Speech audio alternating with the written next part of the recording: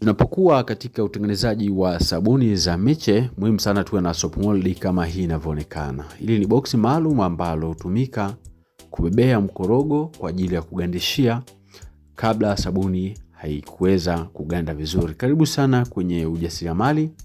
Ambatana nami mpaka mwisho wa video hii. Naitwa Mwalimu Almasi, lakini pia nimekuandalia kitabu kinaitwa Ujasiriamali ni Ajira, kitabu ambacho ndani yake nimekuandikia sabuni za vipande, sabuni za magadi, sabuni za kuogea, lakini pia nimekuandalia sabuni za miche. Vile vile kwa wale ambao wanapenda kujifunza kupitia madarasa yetu ya WhatsApp, unaweza kututext kupitia 0783500971. Kwa namba hizo unahitaji darasa au kitabu, utatutext kupitia WhatsApp. Ikiwa unapenda kushiriki pamoja nasi katika madarasa haya ya ujasiriamali, unaweza ukasubscribe ili usipitwe na kila kitu ambacho kinaendelea katika chaneli hii.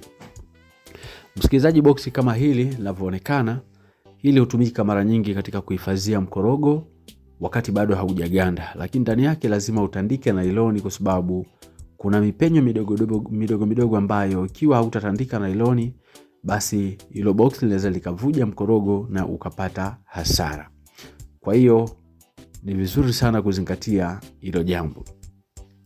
Lazima uwe na hilo boksi, lazima uwe na nailoni, lazima uwe na kifaa ambacho kinaitwa hydrometer, lazima uwe na caustic soda. Utaiandaa siku moja kabla ya siku ya utengenezaji kutoka katika caustic soda kuwa caustic solution.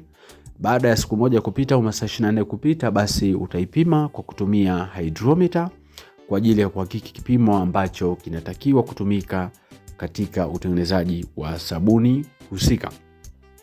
Lazima pia uwe na makontena ya kukorogea kama hili linavyoonekana. Utakuwa na ndoo nyingine ya pembeni, utakuwa na mti wa kukorogea vile vile.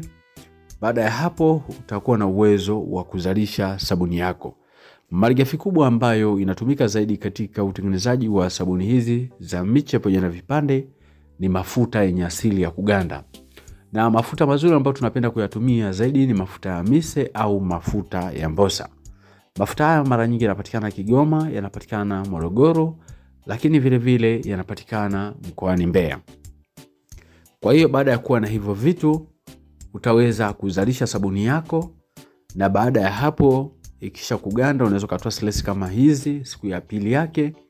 Baada ya hapo unaanza kuzikata aidha kwa kutumia mshipi au kwa kutumia mashine maalum ambayo utakuwa umeiandaa kwa ajili ya kufanya hiyo kazi ya kukata.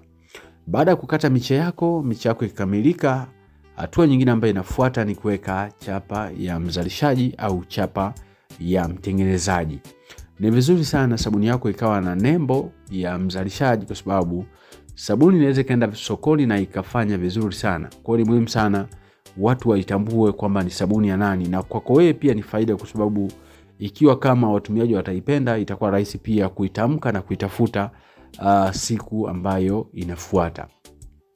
Nikualike sana kwenye ujasiriamali. Katika chaneli hii tunajifunza maarifa mbalimbali ambayo yanatusaidia sisi kuweza kufanya mambo ya ubunifu ambayo yanaweza kutuingizia kipato kwa ajili ya manufaa yetu sisi binafsi, vizazi vyetu, lakini pia pamoja na jamii ambayo inatuzunguka. Kwa hiyo kwa changamoto yoyote ambayo inahusiana na ujasiriamali au utengenezaji wa sabuni, unaweza ukanitext WhatsApp kupitia hizo namba ambazo zinaonekana katika screen hapo juu.